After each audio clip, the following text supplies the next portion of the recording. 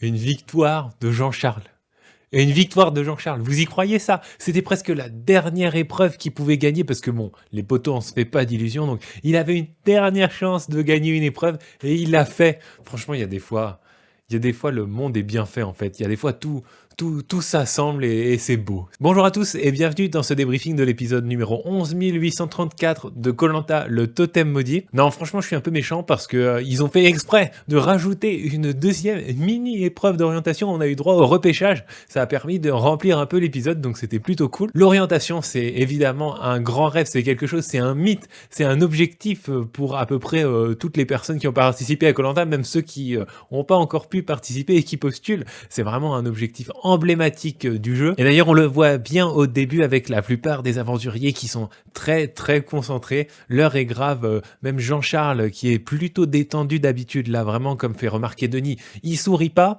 Ambre, très concentré. Géraldine aussi, très émue d'être arrivé jusqu'à l'orientation. Franchement, je trouve que ça se comprend tout à fait vu le parcours qu'il faut faire pour arriver jusque-là. Et pour qu'on comprenne bien ce qui s'est passé, je vais faire un plan géographique. Ça veut dire que je vais décrire ce qui s'est passé dans les différents repères. Donc d'abord, la pierre tachetée. Ah ouais, je peux pas les apprendre par cœur, hein, c'est impossible. Pierre tachetée, souche dressée et bouquet de bambou, finalement, celui qui a duré le plus longtemps. Alors, qu'est-ce qui se passe à la pierre tachetée? À la pierre tachetée, il y a eu Ambre et Jean-Charles. Ambre qui paraissait mieux au début.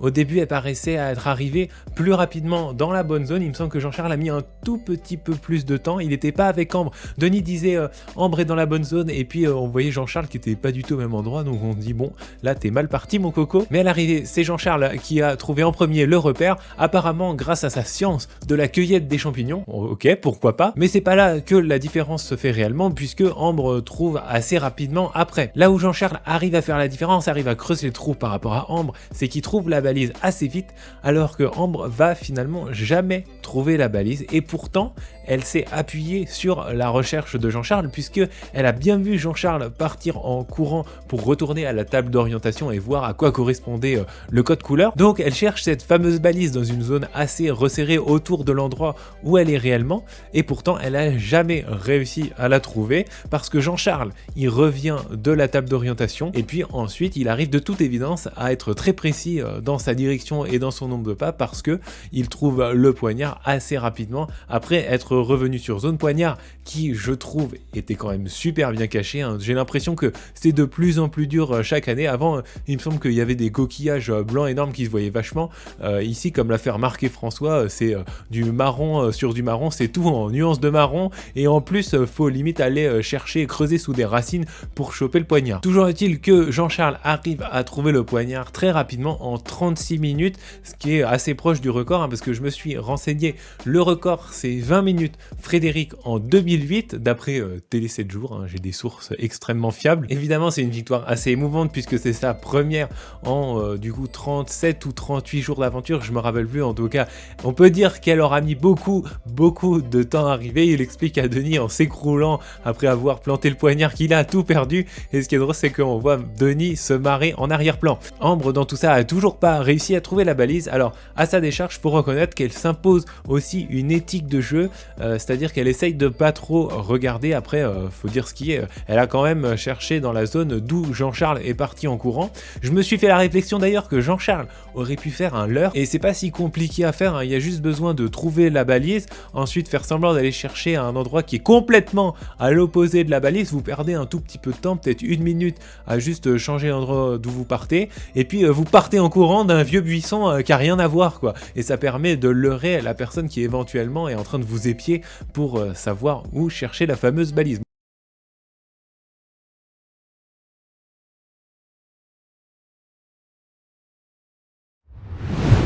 La souche dressée maintenant, la souche dressée avec Géraldine et Bastien. Bastien qui choisit la souche dressée parce que c'est là que c'est le plus loin. Ça peut être une stratégie payante, hein. On l'a vu avec Claude dans l'île des héros qui a choisi le repère le plus éloigné et qui s'est retrouvé tout seul sur son repère. Là en l'occurrence ça n'a pas marché. Ils ont mis un peu plus de temps à trouver le repère cette fois-ci, mais une fois de plus il n'y a pas eu énormément d'écart qui a été fait au niveau de cette étape. Il me semble que c'est Bastien qui a trouvé le repère en premier, mais Géraldine l'a trouvé trouvé juste après. Et puis il y a eu un peu le même cas de figure qu'avec Jean-Charles et Ambre, à savoir que Bastien a trouvé la balise en premier et Géraldine l'a vu partir en courant d'un certain point et s'est immédiatement dirigée vers le point en question, sauf que elle a eu du succès, a réussi à trouver la balise grâce à cette technique, donc elle part vers la table d'orientation juste après lui, et puis en plus elle essaye de couper, apparemment elle essaye de trouver un chemin plus rapide pour atteindre la table d'orientation. Bon, finalement ça a pas trop porté ses fruits, elle est quand même arrivée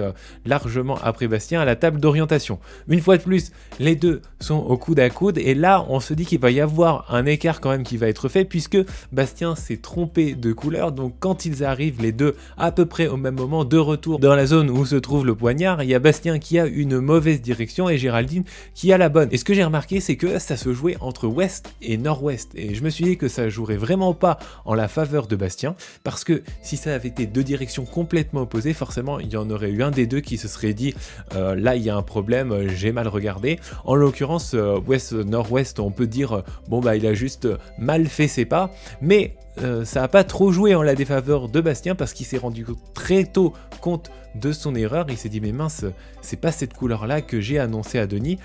Du coup il fait le choix de rester avec Géraldine, et les rôles s'inversent en quelque sorte, puisque alors que c'est Géraldine jusque là qui avait suivi Bastien et qui s'était aidé de ses découvertes, de la découverte de la balise en particulier, et ben cette fois-ci c'est Géraldine qui a la bonne info et c'est Bastien qui va chercher un petit peu autour d'elle. Et une fois de plus, comme à la pierre tachetée avec Jean-Charles et Ambre, il y a une certaine justice, ce qui n'est pas toujours le cas dans cette épreuve, puisque c'est Géraldine qui a été la plus rigoureuse, en tout cas sur la fin de l'épreuve, sur cette dernière partie de l'épreuve, qui va trouver le poignard en premier, et donc c'est Bastien qui va se retrouver gros Jean comme devant à devoir changer de repère.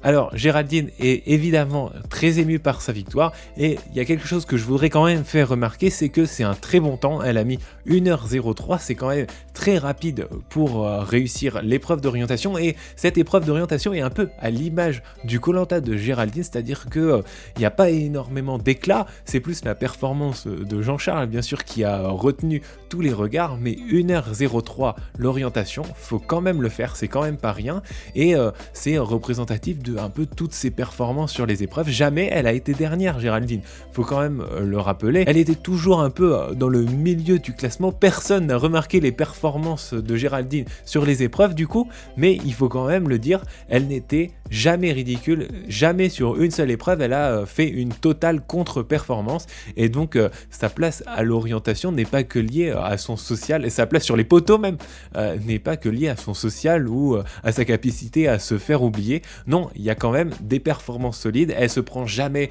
un vote contre elle, elle a jamais été sous le feu des projecteurs pour avoir plombé son équipe par exemple, ce qui peut arriver. Bref, ça reste quand même une aventure très homogène pour Géraldine.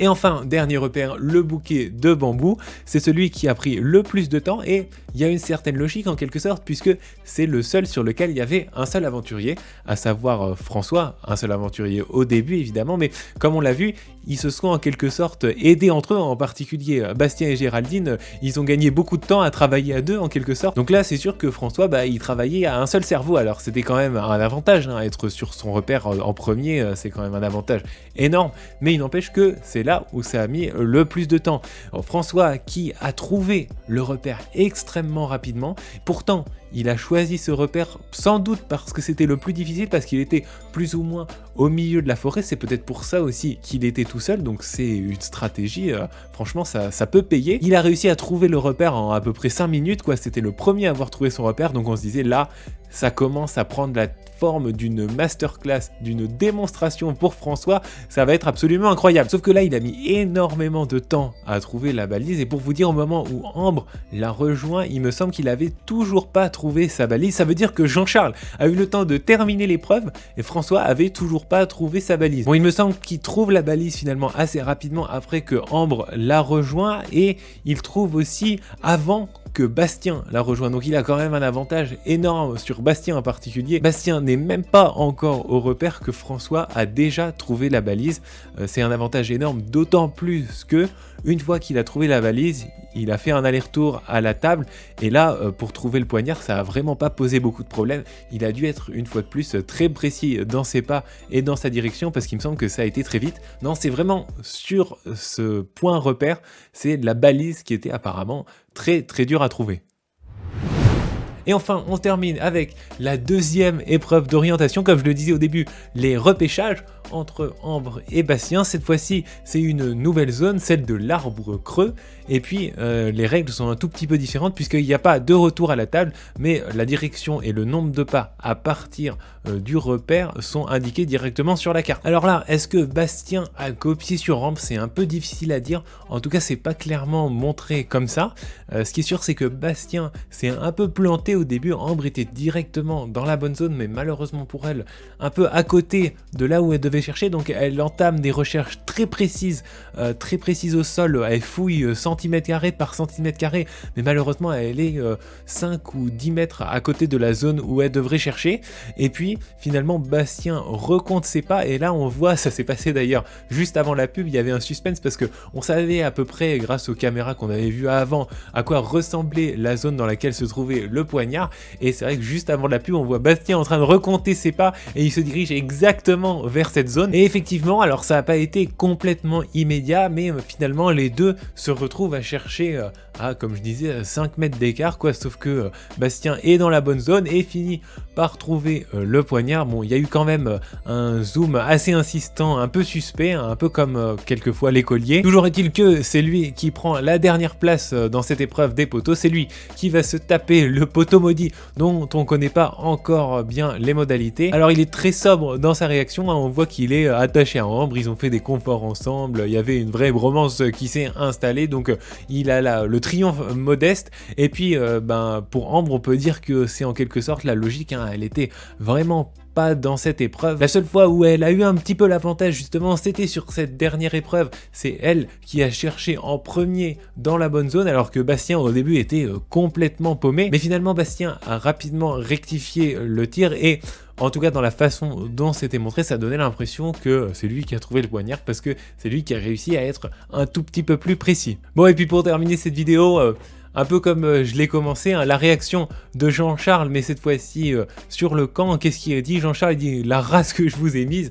Franchement, la confiance qu'il a pris, c'est assez incroyable. Et puis bon, c'est Jean-Charles, donc il peut se permettre de dire des trucs comme ça. Tout le monde sait qu'il est sympa. Après, je serai lui, je ferai pas trop le malin, ou alors j'en profiterai tant que je peux encore faire le malin, parce qu'il a beau avoir un poteau régulier, hein, pas un poteau maudit, je le vois mal briller sur les poteaux, vu comment il a été brillant dans les épreuves jusqu'à présent. Et puis, est-ce qu'il pourrait être choisi par le gagnant des poteaux? Ça paraît aussi difficile, parce que comme il est très apprécié, très doux de caractère, il s'est fâché avec personne, et ben c'est pas forcément la bonne stratégie de le choisir en vue d'une finale.